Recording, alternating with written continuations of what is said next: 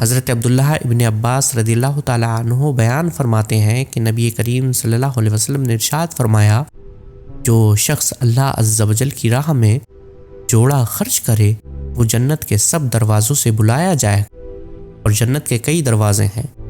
जो नमाजी है वो नमाज के दरवाजे से बुलाया जाएगा, जो अहले जिहाद से हैं वो जिहाद के दरवाजे से बुलाए जाएंगे, और जो अहले सदका हैं वो सदक़े के दरवाजे से बुलाए जाएंगे, और जो रोज़ेदार हैं वो बाबुर रयान से बुलाए जाएंगे।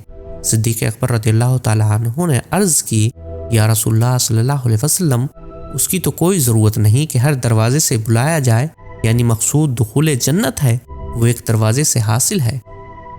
मगर कोई है ऐसा जो सब दरवाज़ों से बुलाया जाएगा? तो नबी करीम सल्लल्लाहु अलैहि वसल्लम ने इरशाद फरमाया, हाँ, और मैं उम्मीद करता हूँ कि तुम उनमें से हो।